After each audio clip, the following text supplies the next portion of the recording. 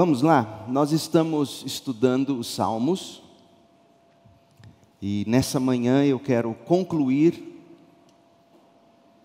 a foto de Cristo na forma dos Salmos. Nós demos uma pausa nos estudos sequenciais, terminamos o livro 3, que foi o Salmo 89, e antes de iniciar, Deus permitindo, no próximo domingo, o Salmo 90, Salmo de Moisés, que abre o livro 4 dos Salmos.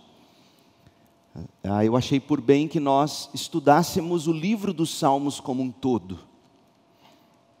É um livro muito amado, muito querido dos cristãos, desde sempre. E às vezes a gente lê esse livro sem olhar para ele em seu todo. Nós temos dito que esse é um livro composto de 150 salmos que formam um grande livro, dentro do qual nós temos 5 livros menores. E é importante que a gente leia os salmos com esse panorama em mente. E foi isso que nós nos propusemos a fazer. E o que nos motivou é o que está em Lucas, no capítulo 24. Lucas, capítulo 24. Abra sua Bíblia, por favor. Jesus está acompanhando os 2 discípulos que estavam voltando, decepcionados, para a terra natal deles, para a cidade natal deles, a cidade de Emaús. O Senhor Jesus se aproxima deles e diz então no verso 25, Lucas 24, 25. Como vocês são tolos, como custam a entender o que os profetas registraram nas Escrituras. Verso 27. Jesus os conduziu por todos os escritos de Moisés e dos profetas, explicando o que as Escrituras diziam a respeito dele. Verso 44. Em seguida disse: enquanto ainda estava com vocês, eu lhes falei que devia se cumprir tudo o que a lei de Moisés, os profetas e os salmos diziam a meu respeito. Então ele lhes abriu a mente para que entendessem as Escrituras. Veja, é perfeitamente possível que Jesus, quando chega no livro dos Salmos, ele não apenas cita textos individuais de salmos messiânicos, e nós vamos explicar um pouco mais o significado disso na medida em que a gente percorrer na mensagem de hoje. Jesus não apenas cita os textos, os salmos messiânicos, mas Jesus, eu creio, ele mostra o livro dos Salmos como um todo e de que modo os Salmos como um todo, a composição dos Salmos, a forma como os Salmos estão organizados, 150 Salmos dentro de 5 livros, compondo um grande livro único. Jesus certamente mostrou isso para os seus discípulos. E é isso que nós estamos buscando enxergar. Essa visão de como os Salmos como um todo revela o Cristo. Que significa, a palavra grega, Christos, ela significa ungido. E é interessante, porque você vai ver daqui a pouco que o cabeçalho do livro dos Salmos já fala do ungido, do Cristo.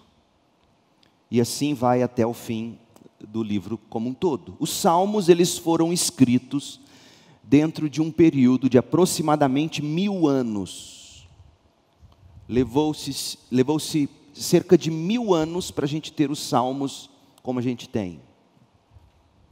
O primeiro Salmo, o Salmo mais antigo, não é o Salmo de número 1. É o Salmo de número 90. É o Salmo de Moisés, que foi escrito cerca de 1300 antes de Cristo. Os salmos mais recentes, Os salmos mais jovens, digamos, são os salmos que foram escritos na Babilônia, no cativeiro babilônico. Por exemplo, o Salmo 137, que narra a angústia dos hebreus às margens dos rios da Babilônia, sendo obrigados a tocar seus louvores e eles não se sentiam confortáveis. Depois do 137, temos que era um salmo escrito na Babilônia, durante a Babilônia.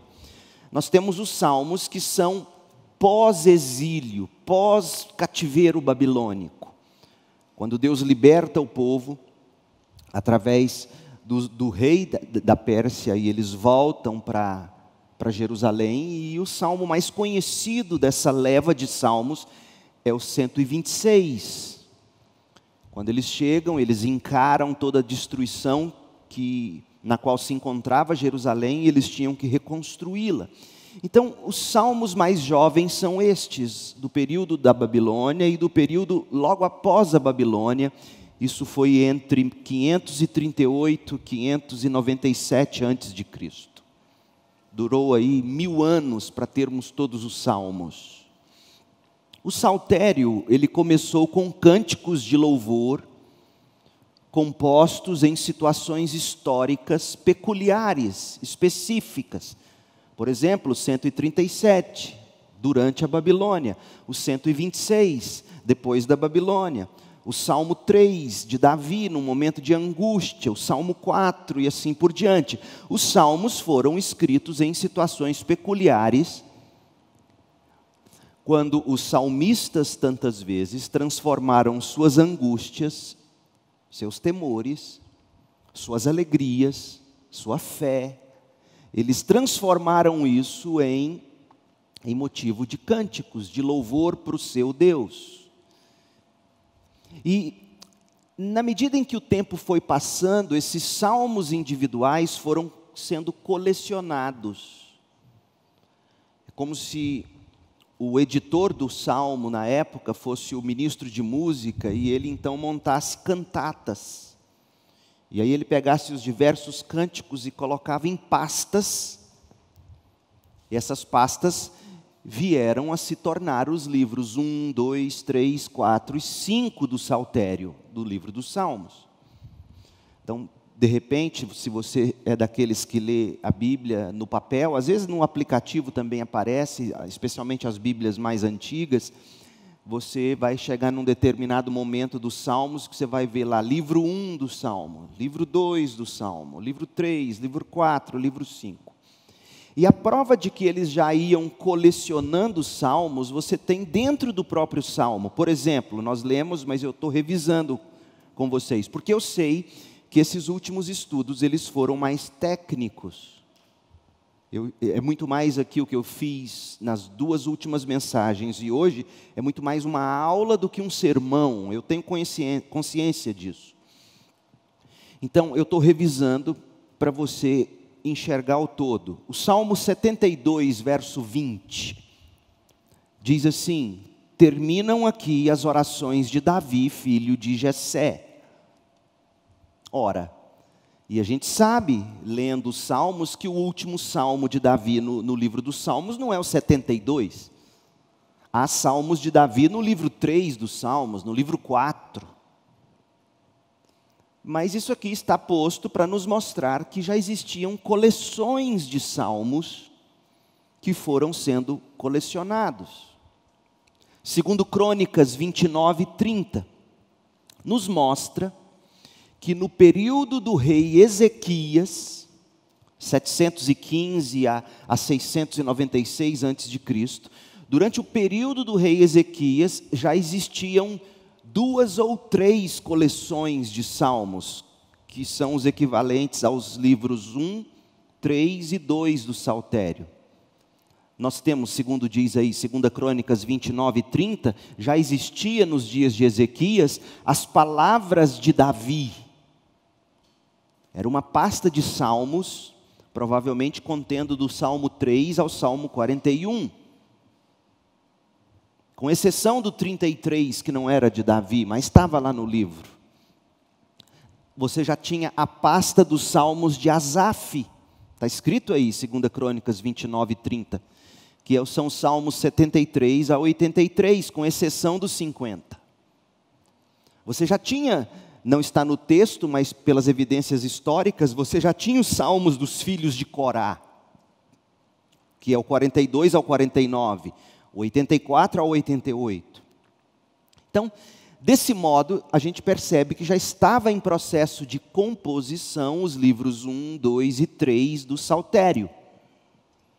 A Bíblia nos dá evidência sobre isso.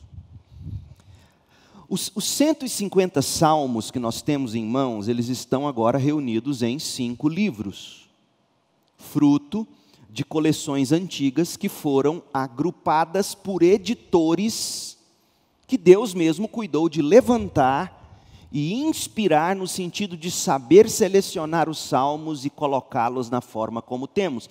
Então, quando você lê o livro dos Salmos, você está lidando com 2 tipos de pessoas inspiradas por Deus para a composição dos salmos.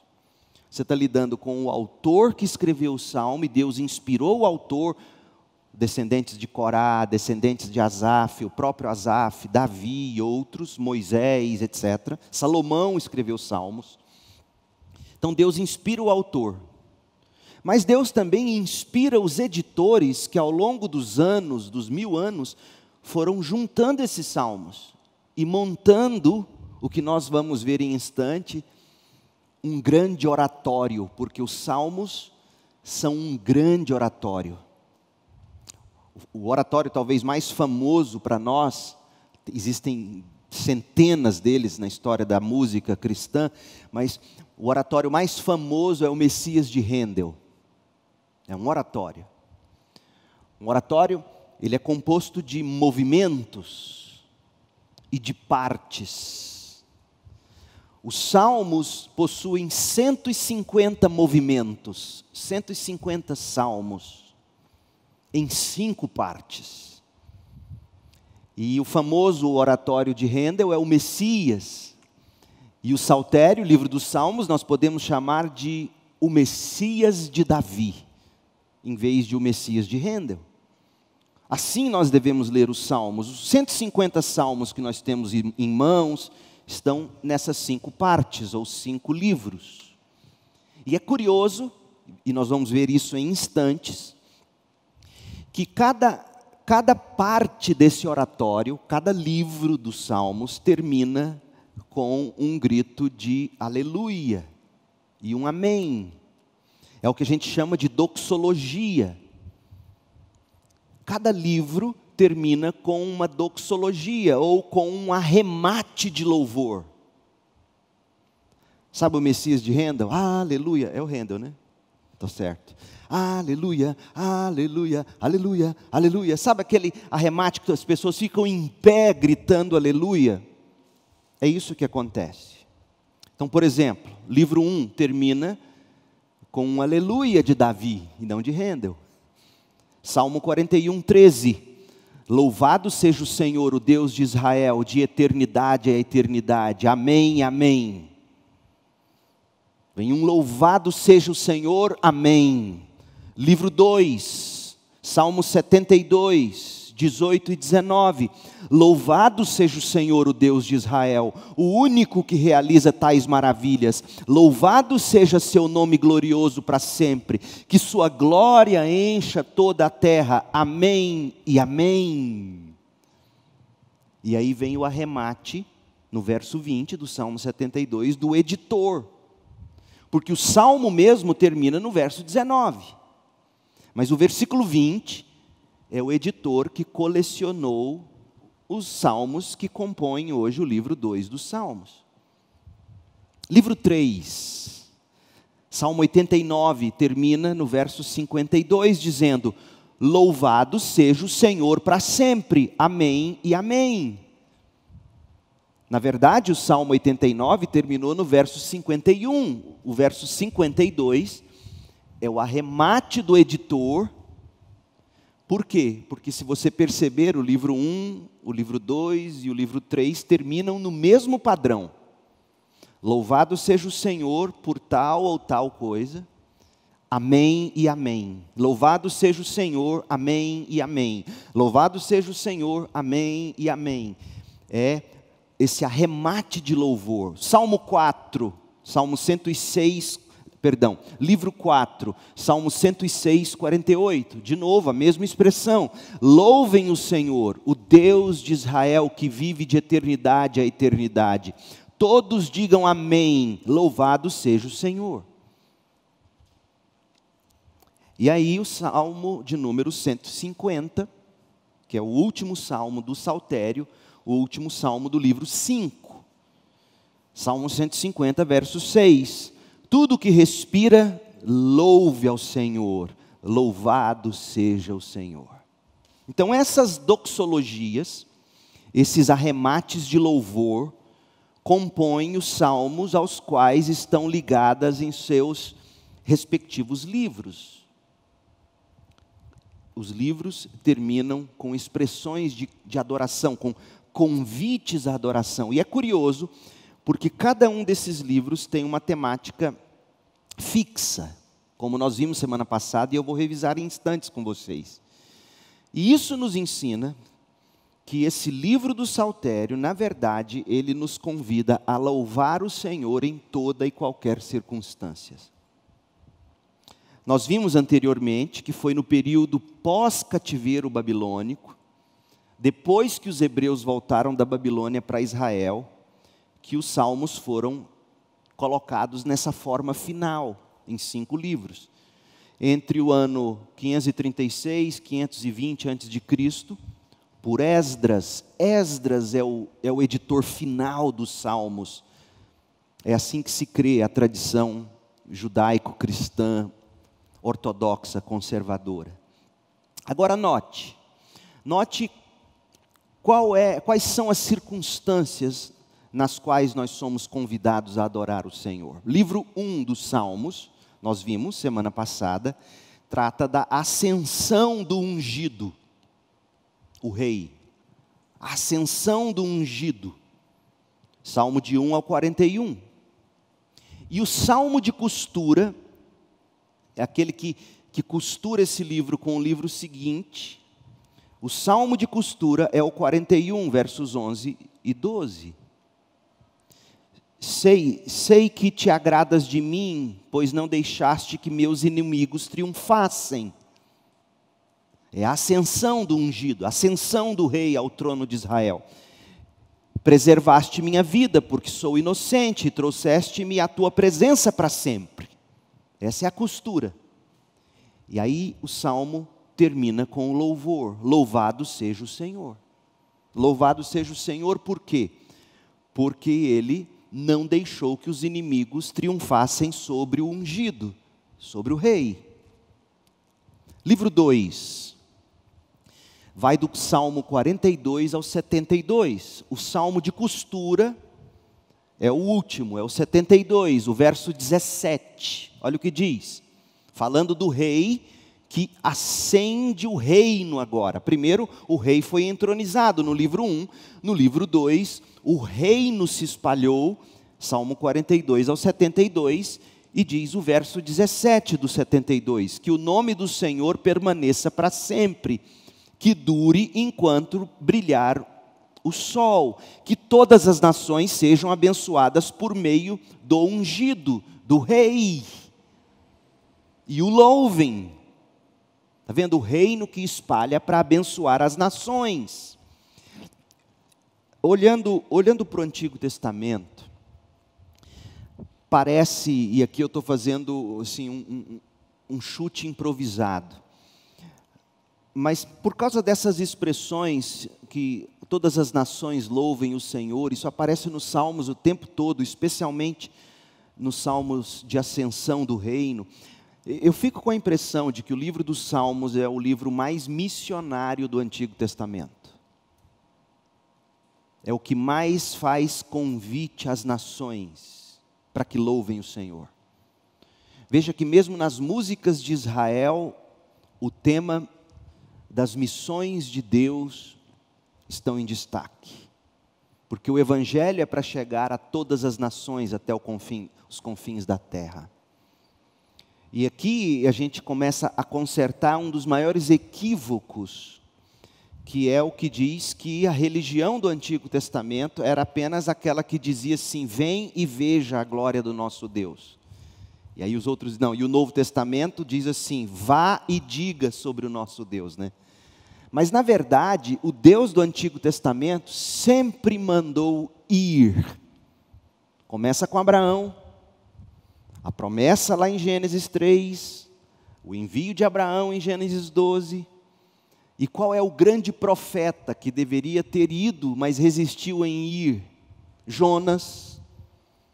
E os Salmos nos mostram que na medida em que o reino de Israel se espalha, o dever da nação era abençoar as nações com conhecimento do Deus de Abraão, Isaque, Jacó, José, que traria o grande ungido, que um dia uniria todas as nações em Sião.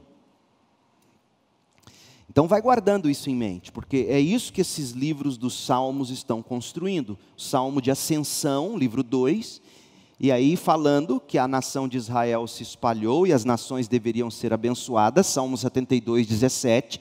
E aí vem a doxologia no verso 18, louvado seja o Senhor. Louvado seja o Senhor, por quê? Porque o reino de Israel se espalhou. E as nações serão por meio do reino de Israel abençoadas. Livro 3, Salmos 73 a 89. O livro 3 vai mostrar para nós que o reino de Israel fracassou. O povo foi para o exílio. O Salmo 3 trata do exílio, é o livro mais sombrio dos Salmos.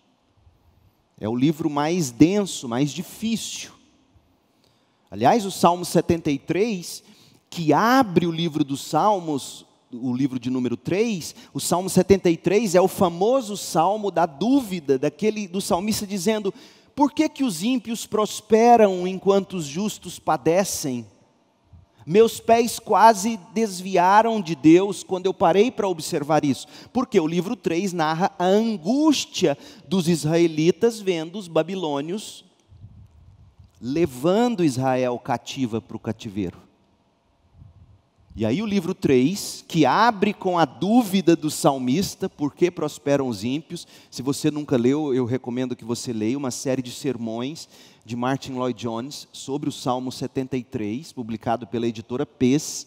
O título do livro é Por que prosperam os ímpios? É magnífica aquela exposição que ele faz. E o livro 3 se abre com essa grande dúvida. O rei que ascendeu ao trono, o reino que se acendeu sobre as nações, agora estava escravo, destruído, arruinado na Babilônia. Mas olha como termina o Salmo 89, que é o Salmo de costura, o final do livro 3. Salmo 89, 49. Onde está, Senhor, o teu antigo amor? Onde está a tua aliança? Tu prometeste a Davi com um juramento fiel. Cadê tua aliança? Cadê? O Senhor disse que as nações seriam abençoadas por Israel, e eis-nos aqui, cativos na Babilônia. Não é essa a crise de todo crente vira e mexe? Por que que a gente, buscando a Deus do jeito que busca, por que que a gente olha ao redor e parece que o ímpio é mais feliz? Cadê o Deus que cuida de nós? E aí o Salmo 89, 52 diz que nós devemos louvar o Senhor, inclusive quando as circunstâncias não fazem sentido. Porque uma coisa é louvar a Deus quando o rei está no trono, livro 1. Quando o reino se espalhou, livro 2. Mas devemos louvar o Senhor quando as coisas não vão bem, por causa dos nossos pecados. E a resposta do salmista no Salmo 89, 52 é: louvado seja o Senhor para sempre. Amém e amém. Você não acha isso curioso? Mas é Deus nos dizendo que nós devemos louvá-lo em toda e qualquer circunstância. Por quê? Porque há esperança futura para o povo de Deus, o livro 4. E o livro 4 se abre com um salmo de Moisés, o salmo de número 90. E o salmo de costura, que encerra o livro 4, é o último salmo do livro 4, o salmo 106. Verso 47, nós temos a costura, que diz: salva-nos, Senhor nosso Deus, reúne-nos dentre as nações para darmos graças ao teu santo nome, para nos alegrarmos no teu louvor. Ou seja, a esperança de ser novamente reunidos. E o verso 48 vem o louvor: louvem o Senhor, o Deus de Israel, que vive de eternidade a eternidade. Todos digam amém, louvado seja o Senhor. E o livro 5. O livro 5 trata do novo rei. O rei, veja vocês, o rei que Davi não conseguiu ser. O rei que Salomão não conseguiu ser. O rei que os descendentes físicos de Davi não conseguiram ser. Rei este que deveria unir as nações em torno do Deus de Israel. E até hoje os judeus vivem na expectativa de que esse novo Davi chegará. E os salmos de 107 ao 150 fala desse novo Davi que chegará. E o novo Davi chegou. Salmo 110, versículo 1, que está dentro do livro de número 5, fala que Davi disse ao meu Senhor, ao seu Senhor. E Jesus mesmo vai usar esse salmo para dizer que o descendente de Davi é maior do que o próprio Davi. E esse descendente, esse novo Davi, que é maior do que Davi, é Jesus Cristo. Então foi isso, eu não tenho dúvida, que Jesus foi mostrando para aqueles discípulos no caminho de Emaús, mostrando de que modo os salmos, na sua composição como um todo, e obviamente em cada parada ele ia pontuando um salmo aqui e outro ali para fazer essa costura, e os seus discípulos enxergarem isso. O rei que subiu no trono, ou ao trono, o reino que se espalhou, mas que por causa do pecado fracassou, foram para a Babilônia, mas vivem na esperança de um dia Deus reunir esse povo na chegada do novo Davi, livro 5, que é Jesus Cristo. Então é assim que a gente lê o Saltério. Agora, o que eu quero fazer com vocês é olhar para o livro dos Salmos, como a gente já disse, como se fosse um oratório, o Messias de Davi, os 150 movimentos, os 150 salmos em 5 partes. E eu quero tentar me deter um pouquinho mais em cada um dos livros para a gente concluir. Livro 1, a ascensão de Davi. O livro 1, de fato, ele começa no Salmo 3.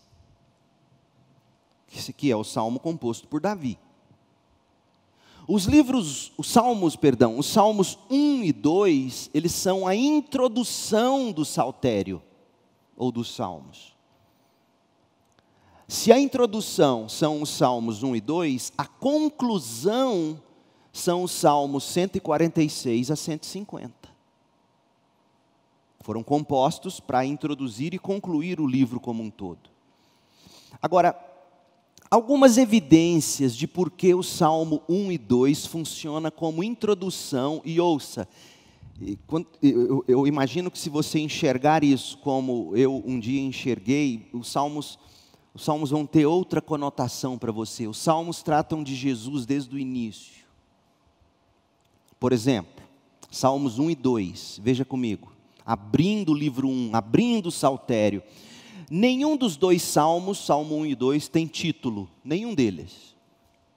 E todos os outros salmos do livro 1 possuem título, exceto o Salmo 10 e o 33.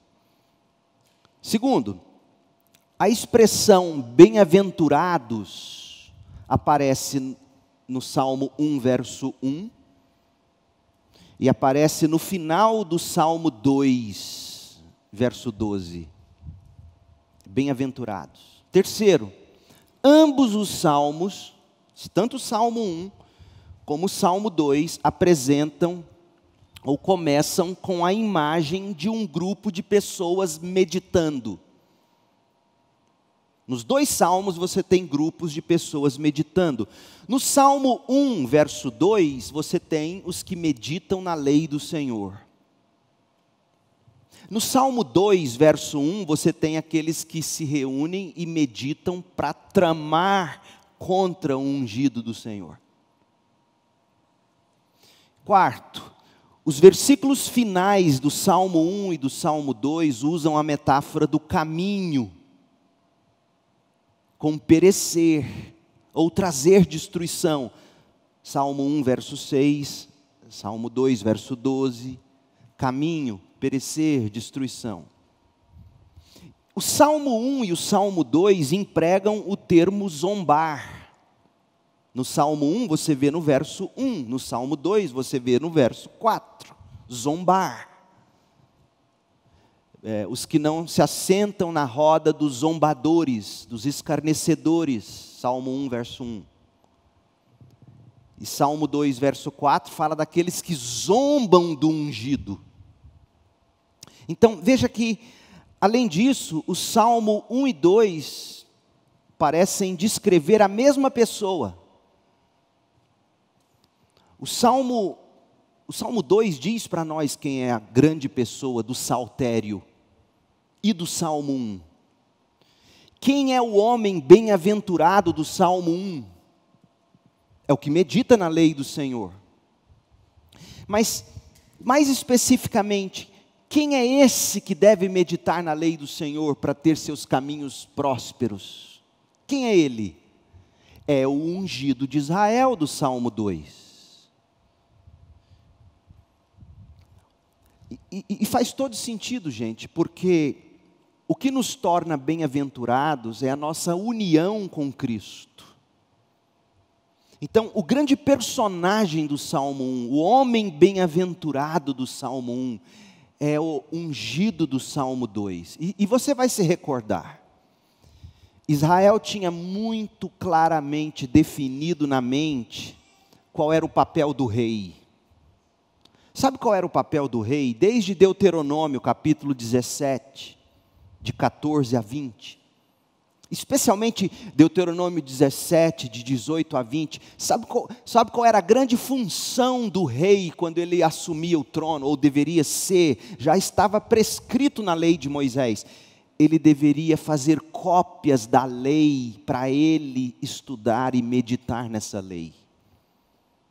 Era isso que se esperava do ungido de Israel. O homem da lei, o homem da palavra, o rei que conhece as escrituras do Senhor.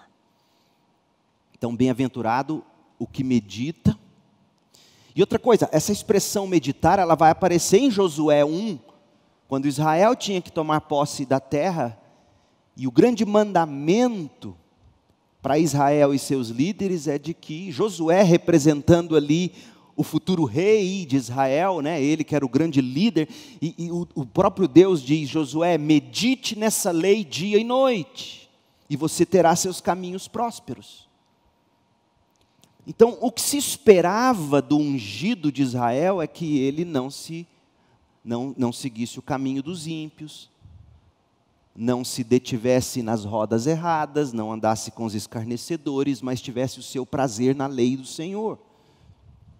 É isso que diz o Salmo 1 e 2. Então, você tem que começar a ler o livro dos Salmos entendendo que o Salmo 1 e 2 é um prefácio para dizer para nós quem é o personagem central do saltério. Não sou eu, não é você. Nem é Davi. É o Senhor de Davi. O ungido que é maior do que Davi, Cristo. Cristo é o ponto central dos Salmos. Foi por isso, por não entender isso, que os judeus, nos dias de Jesus, inclusive, se decepcionaram. Foi por isso que os discípulos no caminho de Emaús se decepcionaram e foram embora para Emaús. E Jesus tem que pará-los na estrada e mostrar para eles que, de fato, o tema dos Salmos, o tema de Moisés, o tema dos profetas, nunca foi Israel, mas o Messias de Israel.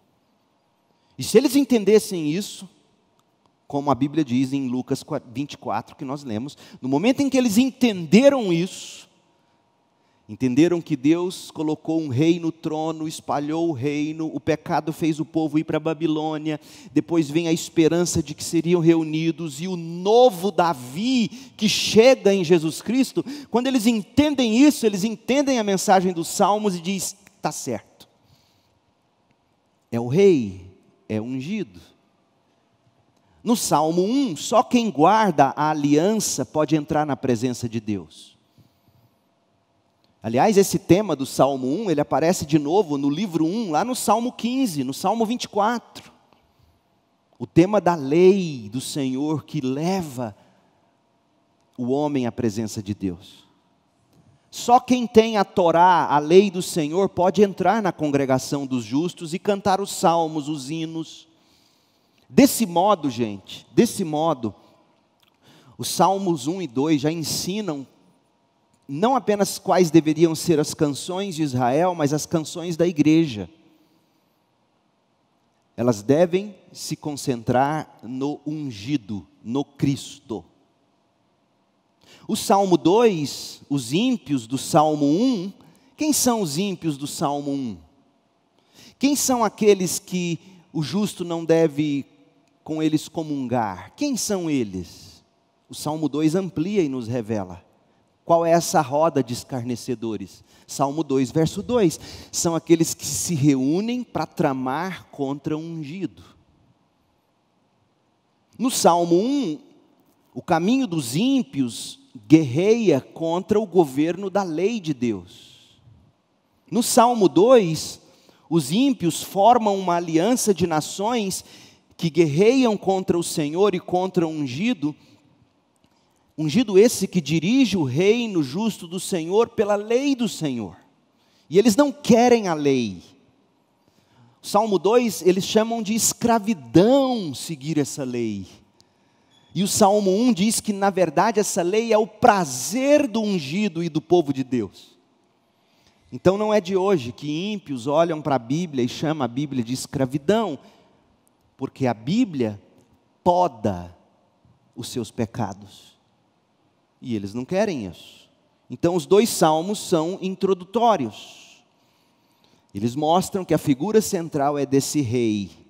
O rei ungido, que tem a lei no coração, que cumpre a lei. Jesus cumpriu a lei. Ele não se assenta em roda de escarnecedores, pelo contrário, os escarnecedores se juntam contra ele e contra a sua igreja. Então é assim que a gente tem que ler os salmos. E aí, o último detalhe do livro 1, relacionado ao reinado de Davi, está a batalha dos ímpios contra os justos. E aí no livro 1 inteiro, do Salmo 1 ao 41, o que você vai ver, são pessoas se levantando contra o rei. Começa dentro da casa de Davi, o próprio filho Absalão se levanta contra o pai. Salmo 3, Salmo 4, Salmo 5. Saul se levanta contra Davi, todos se levantam contra o rei que está se ascendendo ao trono. E a mensagem para o cristão será: sempre que nos identificarmos com Cristo, com o ungido, seremos também de algum modo perseguidos. E aí é o próprio Jesus que vai dizer que ele não veio trazer paz, mas espada dentro da própria casa. Pais e filhos divididos pelo evangelho em alguns casos. Davi provou isso na própria vida, quando Absalão se levanta dentro de casa contra o próprio pai. Então, o tema do livro 1, Salmo 1 ao 41, é desse rei ungido, perseguido, mas que Deus o garante. E por isso, o Salmo 41 termina dizendo que não deixaste que os meus inimigos triunfassem. O ungido triunfou. Livro 2, Salmo 42 ao 72. O livro 2, a segunda parte do oratório, leva à ascensão do rei ao apogeu. Então, por exemplo, o Salmo 68, que está dentro do livro 2. O Salmo 68 traça a jornada da Arca da Aliança do Sinai até Jerusalém. Deus reside com o povo, mora com eles na capital. E isso é correspondido por um ápice real no Salmo 72. E o Salmo 72 é escrito pelo descendente de Davi, o Salomão, seu filho. Então veja que o reino está se espalhando agora de Davi através de seus descendentes. Salomão no Salmo 72, que é o último salmo do livro 2. Salomão e a descendência de Salomão, que por sua vez são descendentes de Davi. Então no livro 2 do Saltério, o que nós temos é a fé e a realeza funcionando como deveriam em Israel. No entanto, essa visão é mais ideal do que qualquer outra coisa, porque de fato Israel nunca conseguiu ter um rei que fosse segundo o coração de Deus de verdade. E aí o Salmo 2 vai mostrar isso, essa expansão, esse reino agora que está começando a se expandir pelos descendentes. E aí vem a queda, vem o exílio, o livro 3. O Salmo 73 abre, mostrando, como eu já disse, qual era a grande crise de Israel. Por que que eles, o povo escolhido, o povo da aliança, por que que eles não prosperavam, mas os ímpios prosperavam? O povo do amor de Deus sofrendo, e aquilo era uma angústia. Então o Salmo 73 até o 89 vai tratar disso. As expectativas dos 2 primeiros livros, ou seja, a ascensão do rei no livro 1, a ascensão do reino no livro 2, foram interrompidas abruptamente aqui no livro 3. Porque imagine você, e agora vai fazer sentido de por que o saltério, ou os salmos, terminaram sua organização e composição após o cativeiro babilônico. Olha por que vai fazer sentido. Até o início, ou antes do cativeiro, Israel vinha tranquilo, o rei, seus descendentes, o reino se ascendendo, tudo indo bem. Mas de repente vem a Babilônia e destrói a nação. 70 anos naquele cativeiro. E aí eles voltam, eles precisam, dentre outras coisas, restaurar a adoração em Israel. Por isso que os livros de crônicas, o livro 1 e o livro 2, é cheio de genealogia e de detalhes mais voltados à adoração. Porque Israel precisa restaurar, dentre outras coisas, os muros, as lavouras, o templo, dentre outras coisas, e principalmente Israel precisa restaurar a adoração. Mas no meio da história de Israel tem o tal do exílio babilônico. E aí como é que eles vão fazer sentido disso na teologia deles? Esdras, Neemias, Zorobabel e outros tantos bons profetas começaram a colocar o povo dentro do trilho. E aí eles pegam as coletâneas de salmos que já existiam e compõem inclusive o livro 3. E formam o livro 3, mostrando que conquanto não haja no trono um descendente direto de Davi, porque olha o que aconteceu, não havia mais no trono um rei descendente de Israel, de Davi, depois do cativeiro. E aí se você lê o livro 3, você vai ver que não existe mais Salmo de Davi no livro 3, com exceção do Salmo 86. Existem lamentos que claramente fazem referência à destruição de Jerusalém e do templo. É o Salmo 74, é o Salmo 79. E o livro começa com sofrimento, Salmo 73. Como Deus foi capaz, por que prosperam os ímpios enquanto os justos perecem? E aí o Salmo 89 termina o livro com a queixa do salmista perguntando: onde está o teu amor? Salmo 89, 49. Onde está a tua aliança? O Senhor prometeu a Davi, Salmo 89, verso 49. O Senhor prometeu a Davi com um juramento fiel. Cadê a tua palavra, Deus? Agora você começa a entender, por isso que é importante eu te dar essas informações, que num primeiro momento, por mais que pareçam chatas e desconexas com a sua vida, se você não entender isso, você não vai entender leituras de textos bíblicos como Romanos 9, 10 e 11. quando Paulo retoma o tema do Salmo 89, e Jesus mesmo tinha dito que agora ele iria também para os gentios, e Paulo se dedica a pregar para os gentios, e aí Paulo podia ouvir na cabeça dele ecos do Salmo 89, dizendo: cadê seu juramento? Deus quebrou o juramento com Davi, agora é só gentio virando o povo do Messias, cadê os judeus? E aí Paulo pega no Romanos 9, 10 e 11 e diz que de fato o verdadeiro Israel de Deus nunca foi abandonado por Deus. E aí ele vai mostrar que o verdadeiro Israel de Deus são, segundo a eleição da graça, Deus os escolhe no seu ungido. E aí ele vai mostrar que não é porque você vem da descendência sanguínea, digamos, natural de Abraão, que você é um filho de Abraão. Ismael veio da descendência natural, sanguínea de Abraão, e não era o descendente. Mas Isaque é o da promessa, é o filho da escolha de Deus. Então, Paulo está corrigindo um problema na teologia dos judeus desde a época do cativeiro babilônico, quando eles estão na crise dizendo: cadê o Deus que prometeu cuidar dos descendentes de Davi e estabelecer para si um reino eterno?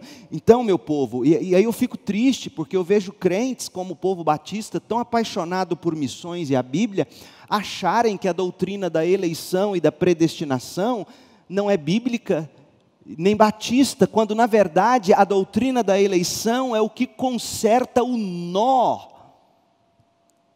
na teologia dos judeus de Paulo. Porque se não fosse o remanescente segundo a eleição de Deus, Deus seria um Deus sem palavra. Porque cadê? Existe algum descendente de Davi no trono lá em Israel? Não tem. E nunca mais vai ter. Mas existe o Davi que é superior ao Davi. O Messias, o verdadeiro ungido do Salmo 1, do Salmo 2, do Saltério. Existe o Israel de Deus em Cristo Jesus, que desde a fundação do mundo, Deus mesmo escolheu, por eles enviou seu Filho, e todo aquele que nele crê será glorificado. A doutrina da eleição prova que Deus é Deus de palavra. A gente quebra a nossa, Ele não quebra a dele. Então, os Salmos do exílio é o livro mais sombrio, mas mostra por que Israel foi destruída. Porque nenhum rei, segundo a carne, seria capaz de fazer o que só o rei, segundo Deus, Cristo Jesus, seria capaz. Davi não cumpriria a aliança. Davi pecou. Davi é chamado de homem segundo o coração de Deus, não pela sua bondade, mas pelo seu caráter de constante arrependimento e pedido de perdão e humildade para reconhecer pecados e recomeçar. Mas ele nunca deixou de ser pecador, ele nunca deixou de quebrar a lei. Nenhum rei cumpriu a lei, nenhum rei amou verdadeiramente a lei. Todos, em um momento ou em outro, sentou em alguma roda de escarnecedor. Somente Jesus Cristo, o ungido de Deus, tem o seu prazer na lei do Senhor. E diz o quê? Ele diz assim: a minha comida e a minha bebida é fazer a vontade do Senhor. Esse é o ungido do Salmo 1 e 2. E aí eles estão aqui, depois do cativeiro babilônico, escrevendo, montando Esdras, provavelmente auxiliado por Neemias, Zorobabel, profetas, um concílio de homens de Deus, tentando fazer sentido de toda a história de Israel, montando a liturgia de Israel, montando os cânticos de Israel. Eles elaboram o livro 3, que narra o exílio. E começa o 4, que fala da esperança futura. E o livro 4 chega a uma outra perspectiva. O livro 4 vai do Salmo 90 ao 106. Qual é a esperança de Israel? Se Israel não tem mais um rei, Israel se volta para a herança deles. E aí sabe quem é o grande personagem do livro 4? Não é Davi, é Moisés. O livro 4 começa com o Salmo de Moisés, o Salmo 90. Você vai perceber, eu imagino que você vai descobrir, o livro mais lindo do Saltério é o 4.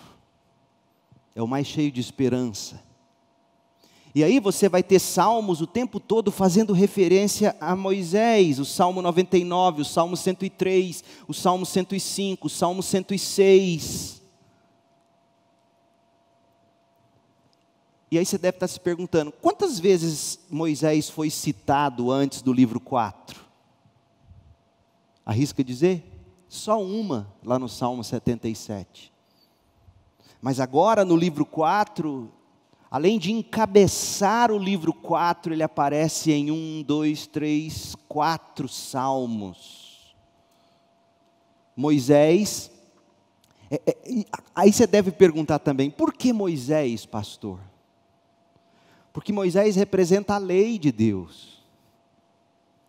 É como se Deus estivesse dizendo, a esperança para o meu povo será sempre eles seguirem a minha lei. Por isso o Moisés.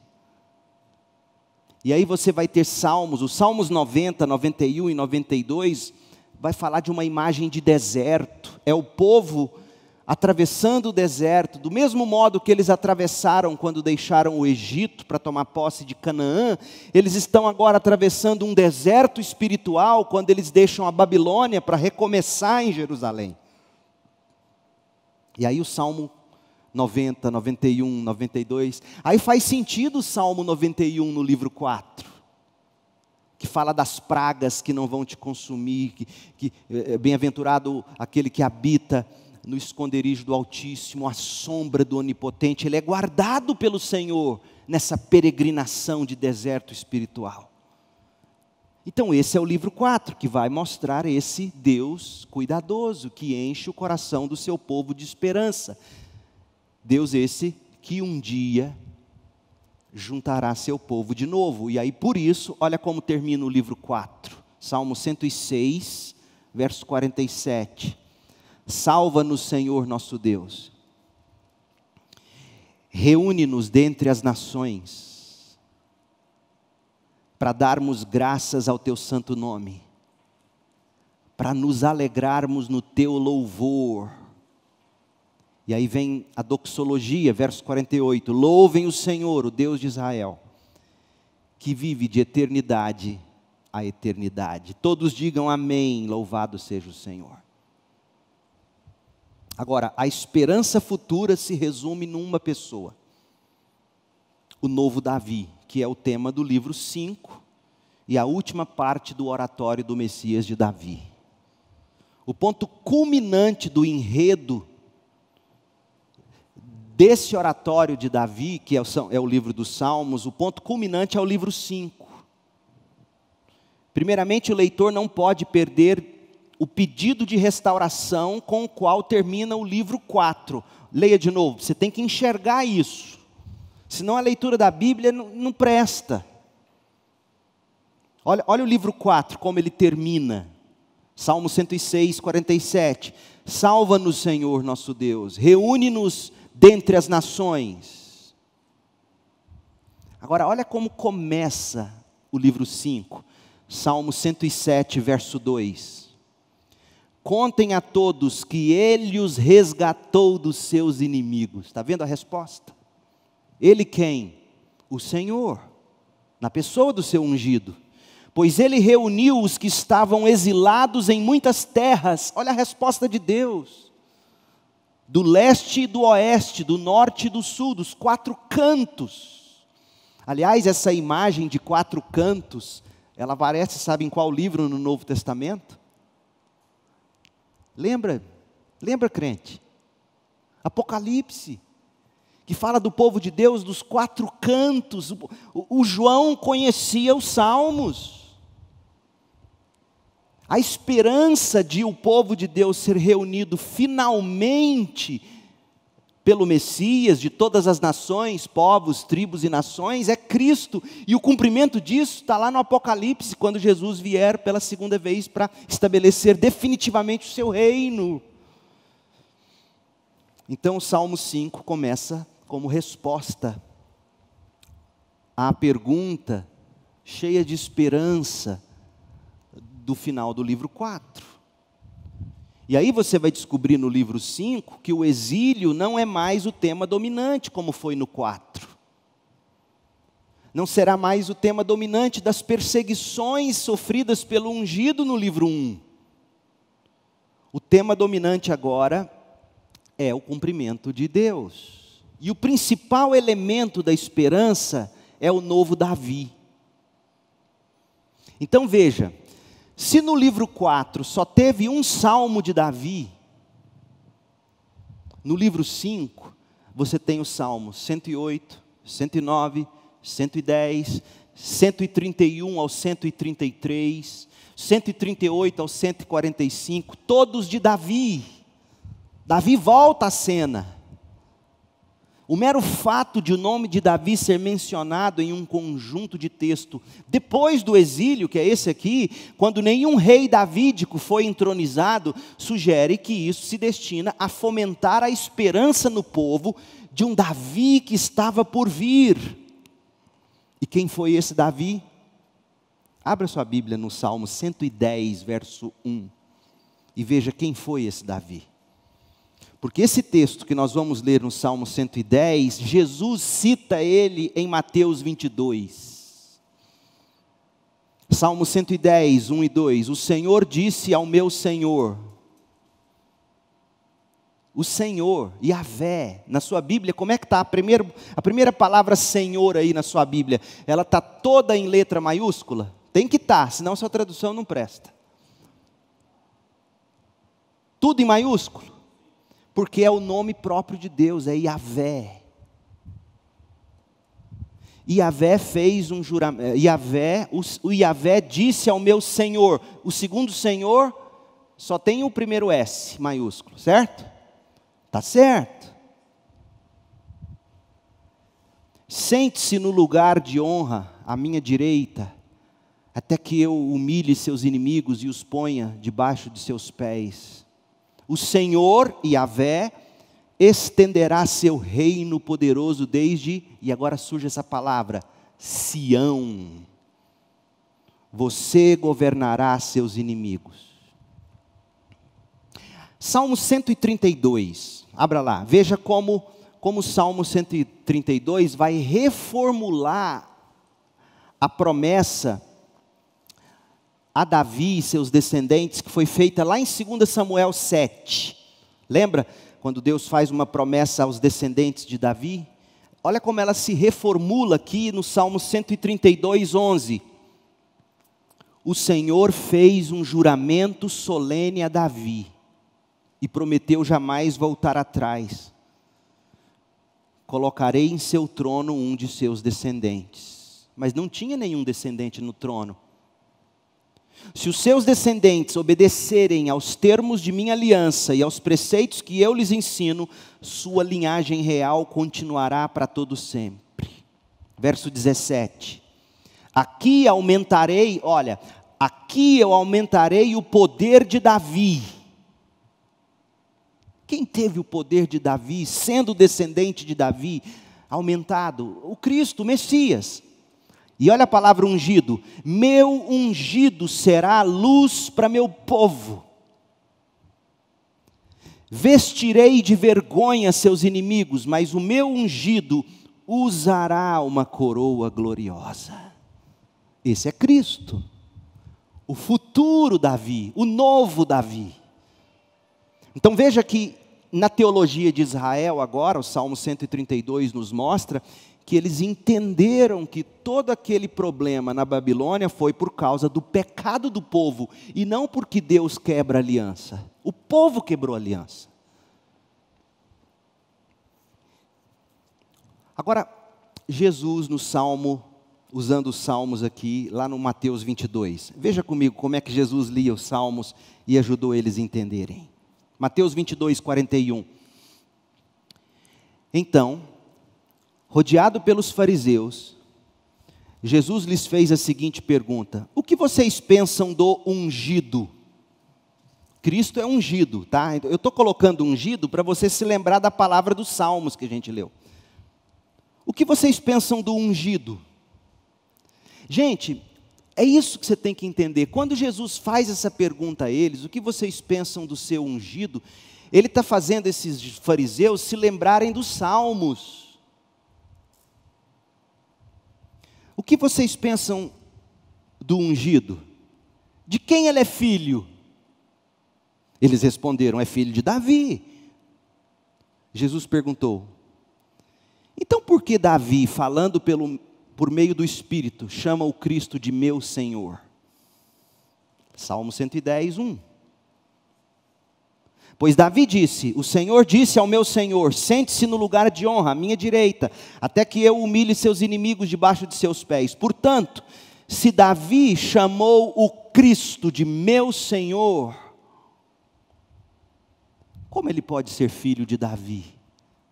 Em outras palavras, o Cristo, o ungido, é muito maior do que um descendente sanguíneo de Davi. E aí, sabe aquelas tranca-língua que fala, quando você está tentando, o tranca-língua que Jesus deu nesses fariseus, porque o verso 46 diz: ninguém conseguiu responder. Porque eles entenderam o que Jesus quis dizer. Vocês sempre esperaram um Davi muito maior do que Davi. Só que esse Davi muito maior do que Davi jamais poderia ser simplesmente humano. Ele não poderia ser simplesmente descendente de Davi humanamente. E eu sou esse descendente. O Deus que se fez carne. Diante disso, eles se calaram. E a última coisa, o livro 5 adiciona Sião. Sião é adicionado no livro 5. Sião é mais uma vez descrita como o lugar da paz, da prosperidade, a casa do rei, a casa do povo do rei. E aí a gente vê Sião sendo celebrada nos salmos de romagem, ou nos salmos de ascensão, salmos lindíssimos. Deus permitindo, a gente vai chegar lá, que são os salmos de 120 ao 134. Você vai ver no livro 5 as palavras hebraicas, aleluia, traduzido como louvado seja o Senhor.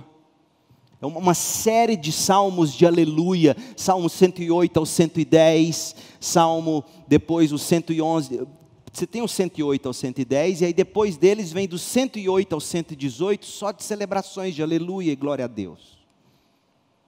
E o saltério termina do 146 ao 150 com esse convite de louvor, e assim termina os salmos, salmo 156. Tudo que respira, louve ao Senhor. Louvado seja o Senhor. Aplicações rápidas. Primeira, leia os salmos, gente, em busca de Jesus. Leia a Bíblia em busca de Jesus. É em Jesus que nós encontramos o cumprimento das Escrituras, o cumprimento das promessas de Deus para nós. E o que os salmos nos prometem, Deus cumprirá. Que é a reunião do seu povo em torno do seu ungido na Sião celestial. Isso ele cumprirá. Leia os salmos em busca de Jesus, leia a Bíblia em busca de Jesus. Quando a gente lê a Bíblia em busca de respostas apenas para problemas particulares, a gente se decepciona com Deus. Como aqueles discípulos no caminho de Emaús. Porque a gente acaba pressupondo promessas que Deus nunca fez. Mas a promessa que Ele fez em Jesus, de nos unir em torno do seu ungido, Ele começou a cumprir. E sabe quando a gente prova dela? Quando a gente recebe Cristo como Senhor e Salvador e se torna parte, membro de uma igreja local. Já é o começo. A igreja local é um pedacinho da Sião celestial. Leia os Salmos com a história da salvação em mente.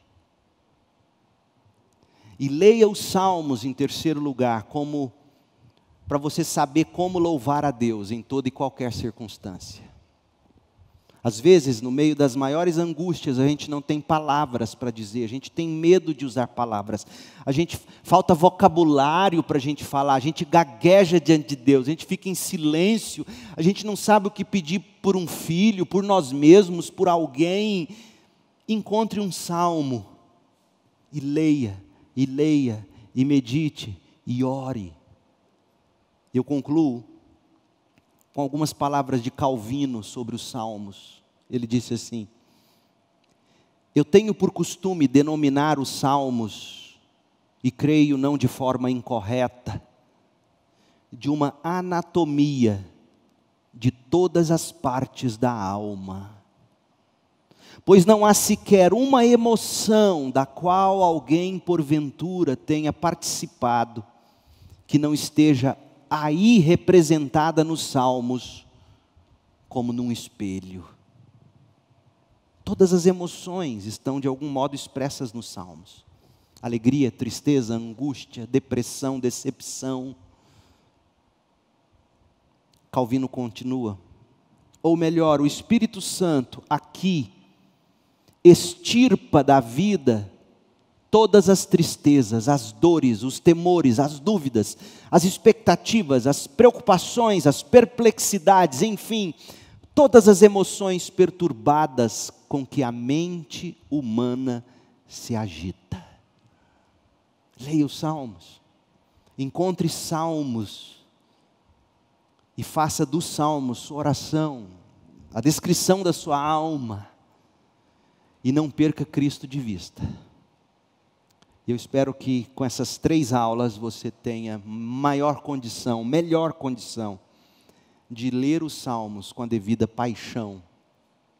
Então, minha dica, para a gente encerrar: entre no site da igreja depois, pegue as divisões dos Salmos, estão aqui nos meus esboços, imprima pequenininho, guarde dentro da sua Bíblia, para você saber ler o Salmo, em que contexto está o Salmo, para você saber cada vez mais encontrar Jesus aqui. Que Deus te abençoe com graça e paz. Oremos. Ó Deus, que livro maravilhoso, Pai, que livro profundo, insondável. Que o Senhor mesmo cuide de nos dar o devido entendimento. Assim como o Senhor abriu a mente daqueles discípulos no caminho de Emaús, que o Senhor abra a nossa, para ver Jesus de capa a capa, e como Ele é o cumprimento das Tuas promessas para nós, como Ele é o consolador, como Ele é o amigo, como Ele é o homem bem-aventurado em quem nós devemos buscar refúgio, exemplo, poder e condições para viver a vida para a qual o Senhor nos chamou. Se tivéssemos, Deus, que perguntar em que lugar dos Salmos nós nos encontramos nesse momento, é certo que estamos entre o livro 3 e o livro 4 o tempo todo. Ora no exílio do pecado, ora na grande esperança da chegada do novo Davi no livro 5. A nossa vida oscila entre desertos de dores e de pecados e esperanças que nos arrancam do vale da sombra da morte. Que nós possamos ter nos Salmos esse compêndio, esse livro de cabeceira para todos os instantes. Abençoa a nossa alma em Cristo Jesus. Abençoe as mães. Quantos salmos podem servir de orações para as mães? Quantos salmos podem servir de diário para as mães? Quantas mães não devem já ter chorado sobre esses salmos. Abençoe a vida delas com o entendimento das Escrituras. Nós oramos em nome de Jesus. Amém. Deus te abençoe, paz.